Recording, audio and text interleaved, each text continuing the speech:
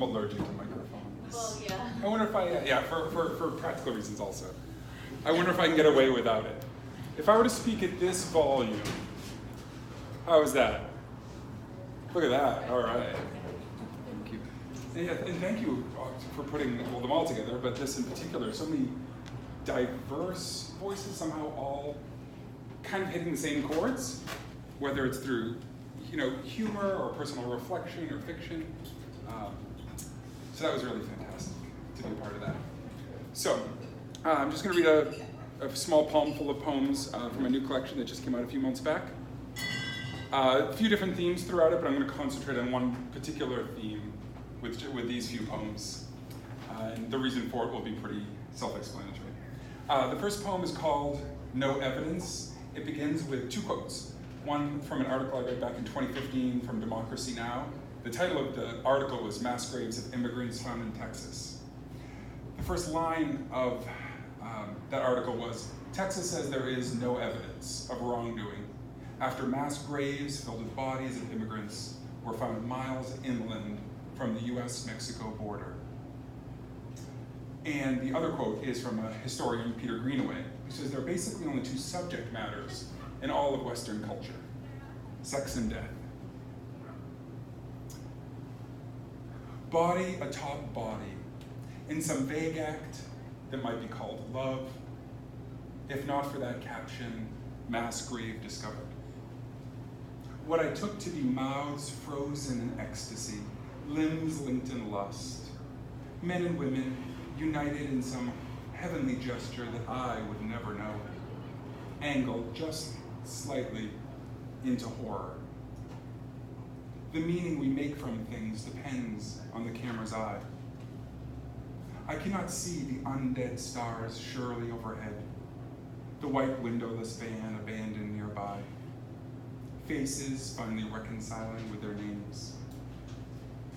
As I cannot see myself with all the mirrors removed, as I cannot touch my wife when she rolls to the window edge of the bed, backlit by the teeth of border lights, sewn into the hide of the landscape like maps.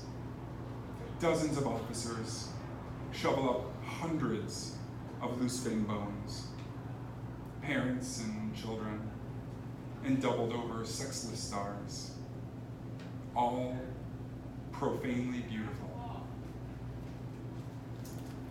Also not fun. I'm glad when I heard not fun, I was like, oh, good, I don't have to be fun. I don't have fun poems. This next poem is called Pinata. Body broken into, all the sweetness torn out. Brightly dyed paper flakes linger in the grass as if someone has sanded down the sun. The husk of an animal hangs loosely from a sky that's clouding over in storm. Tomorrow, he will be a man. Until then, sticks are just sticks. Thrashing the insides out of some martyred beast is just play. Lollipop, marzipan, tamarind. Fire works its way up the arm, into bottle rocket, into bang. The sky glimmers and is gone. And whatever the boys can carry home between their teeth will be theirs.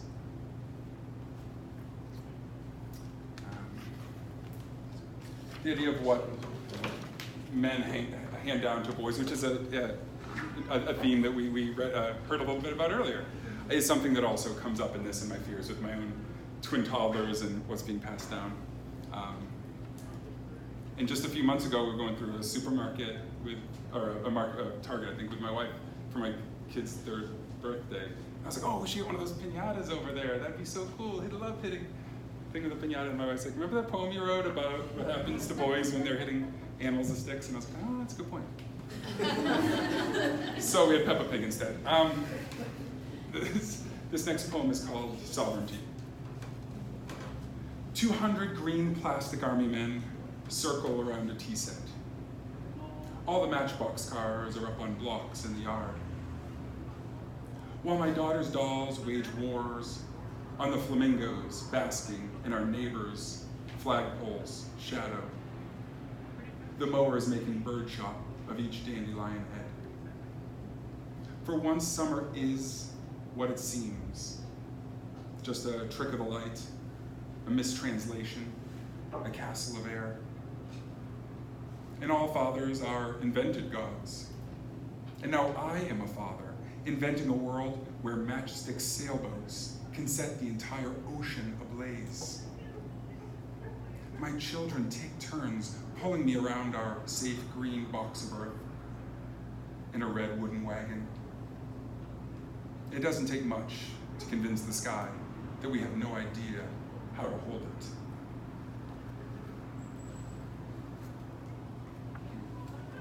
Being a parent is terrifying. This next poem is called Dear Noah. There is no boat big enough to unruin. No flood that's more violent than our own. Like a ghost haunted by itself, we move along old scars, terrified of what would happen if left to heal. A blast in Kabul last night, 6 bodies, 3 children.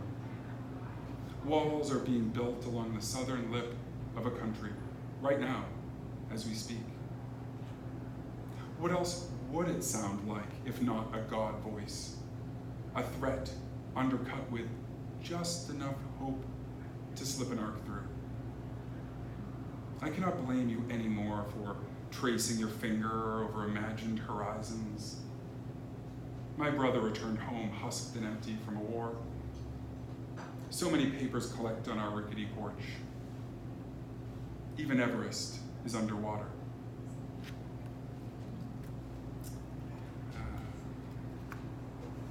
Where are you? And my final poem is called The Crossing. It's funny that this was published earlier this year, so I wrote about a year and a half-ish before that. And it's just, I was like, oh, it's gonna feel so dated. This past year when I've been reading from this all the time, it's like, it's gonna feel so dated talking about walls on borders and stuff. People are gonna be like, what? Not the case.